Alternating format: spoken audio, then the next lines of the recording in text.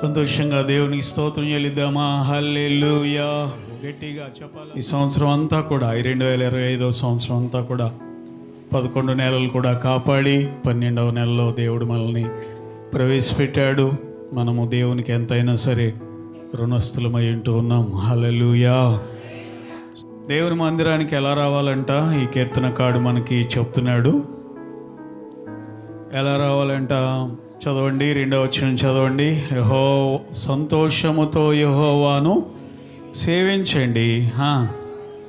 అమ్మా, ఉత్సాహగానము చేయుచు ఆయన సన్నిధికి రండి. ఎంత చక్కని మాట చూడండి. ఆదివారం మనం దేవుని సన్నిధికి వస్తున్నామంటే ఎలా రావాలంట? ఉసూరుమంట రాకూడదంట. అబ్బో, మా ఆవిడ లేపేసింది ప్రార్థనకు రమ్మని మంచంలో నుండి, ఈ సైతాన్ని నన్ను వదిలిపెట్టేటట్లేదు, వెళ్ళకపోతే తిడుతుంది వచ్చిన తర్వాత అన్నట్టుగా కాదంట. అలాగే భార్యలారా, మరి అప్పుడే ఆదివారం వచ్చిందా, వారం అంతా కష్టపడి అలసిపోయాను, వెళ్ళకపోతే పాస్టర్ గారు ఏమనుకుంటాడో అన్నట్టుగా కాదంట. అలాగే చిన్నపిల్లలారా, మీ తల్లిదండ్రులు మిమ్మల్ని బలవంతం చేసి తీసుకొస్తే కాదంట. ఎలా రావాలంట దేవుని సన్నిధికి?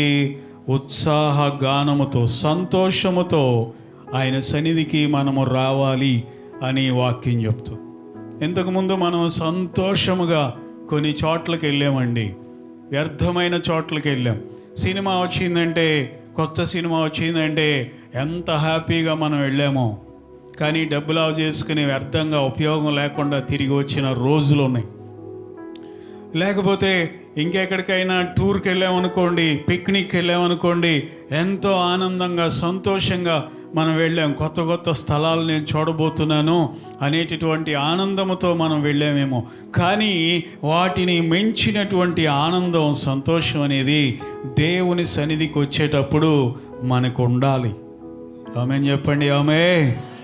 యవనస్తులు కూడా అప్పుడే 8 అయిపోయిందా, అప్పుడే 7 అయిపోయిందా టైము అని బద్ధకంగా లేచి మందిరానికి రావడం కాదు, కానీ నేను ఎప్పుడు దేవుని మందిరానికి వెళ్ళాలా, ఎప్పుడు పాటలు పాడి ఆయన్ని ఆరాధించాలా, ఆయన్ని స్తుతించాలా సంతోషముతో అన్నట్లుగా ఆసక్తితో మనం రావాలంటండి ప్రభు సన్నిధికి.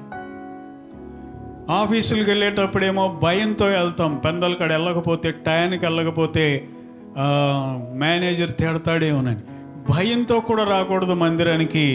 సంతోషంగా రావాలి, ఆనందముతో రావాలి ప్రభు సన్నిధికి. ఎందుకంటే నేను వెళ్ళేది దేవుని మందిరానికి, దేవుడు నివసించేటటువంటి ఆలయానికి నేను వెళ్తున్నాను. ఆ దేవుని సన్నిధిలో ఎంతో ఆనందం ఉంది, సంతోషం ఉంది, నా హృదయము తెప్పరిల్లుతుందని చెప్పి అలాంటి గొప్ప ఆనందముతో మనం ప్రభు సన్నిధికి వచ్చేవారుగా ఉండాలి. దేవునికి మహిమ కలుగునుగాక. హల్లెలూయా. సంతోషం అనేది ఉంటే చలైనా లెక్క చేయో, ఆనందం అనేది ఉంటే ఏమండి ఎండైనా లెక్క చేయో, వర్షమైనా లెక్క చేయో, దేవుని మందిరం అంటే అంత గొప్పదని నువ్వు తెలుసుకోవాలి.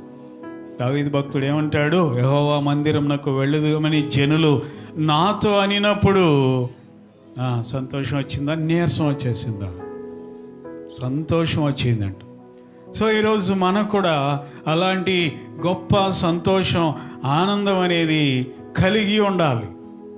అవసరమైతే ఉదయాన్నే అలారం పెట్టేసుకోవాలి. పాస్టర్ గారు ఉదయాన్నే అలారం పెట్టేస్తుంది. వెంటనే లేచిపోయి రెడీ అయిపోయి, ఎక్కడ లేట్ అయిపోద్దో, ఎక్కడ ఆలస్యం అయిపోద్దో.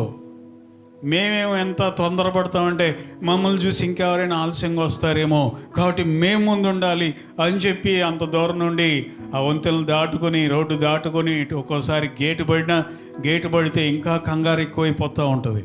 ఒక్కోసారి ఒక ట్రైన్ కాదు 2 ట్రైన్లు దాటుతూ ఉంటాయి. ఎంతసేపు ఆపుతాడు అక్కడ.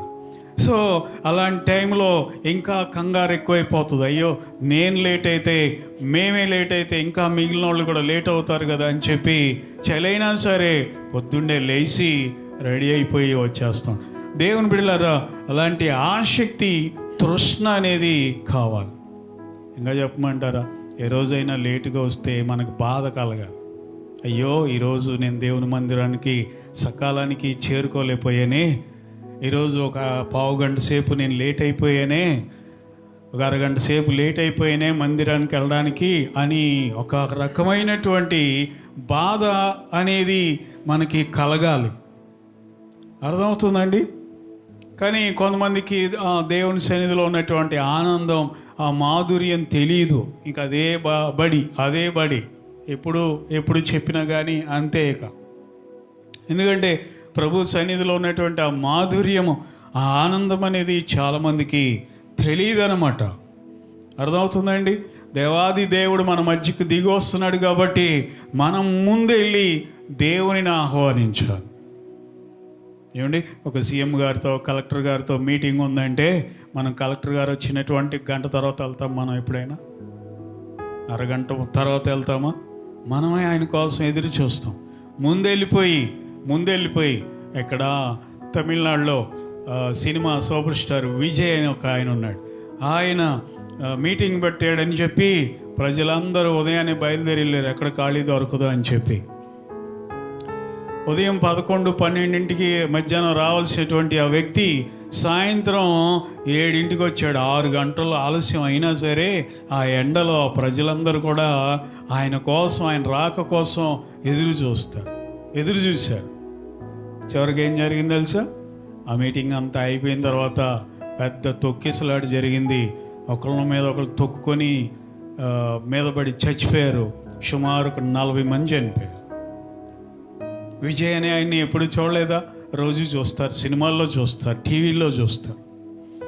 కానీ ఆయన్ని సినిమాల్లో కాదు, నిజంగా కన్నులారా చూడాలని ప్రజలు ఎన్ని గంటలు వేచి ఉన్నారు?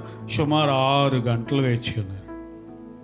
ఒక మనిషి కోసం మనుషులు అంత ఆసక్తి ఉంటే జీవం కలిగిన దేవుని కోసం మనం ఇంకెంత ఆశ కలిగి ఉండాలి చూడండి. ఆమేన్, హల్లెలూయా. 4వ వచనంలో అంటాడు, కృతజ్ఞత అర్పణలు చెల్లించుచు ఆయన గుమ్మముల్లో ప్రవేశించండి, కీర్తనలు పాడుచు ఆయన ఆవరణములలో ప్రవేశించండి, పాటలు పాడుతూ రండి. వచ్చినాక పాడడం కాదంట. ప్రార్థన చేసుకుందాం, ప్రారంభించుకుందాం, ఇప్పుడు పలానా పాట పాడుకుందాం అని మనవాళ్ళు అంటారు. ఎక్కడికి వచ్చి యవనస్తులు అన్నప్పుడు పాడడం కాదంట. వచ్చేటప్పుడే నీ నోట్లో దేవుని పాట ఉండాలంట.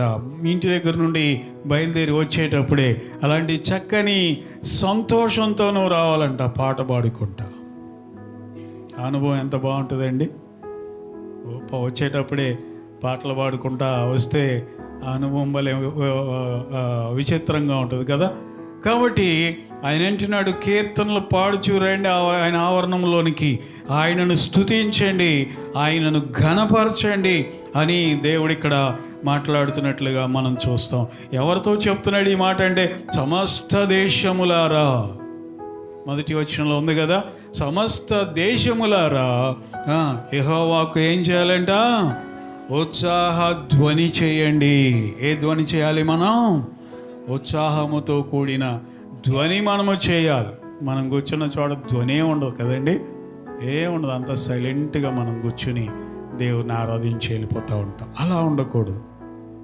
దేవునిని ఆరాధించే పరలోకంలో ఎంత ధ్వని ఉంటుందో మనకు తెలుసు కదా. సైన్యములకు అధిపతి యెహోవా పరిశుద్ధుడు, పరిశుద్ధుడు, పరిశుద్ధుడు, సర్వలోకము ఆయన మహిమతో నిండి ఉన్నది అని దేవుని దూతలందరూ కూడా గాన ప్రతిగానాలు చేస్తుంటే ఆ యొక్క మందిరం యొక్క గడప కమ్ముల పునాదులు ఏమైపోతున్నాయంట?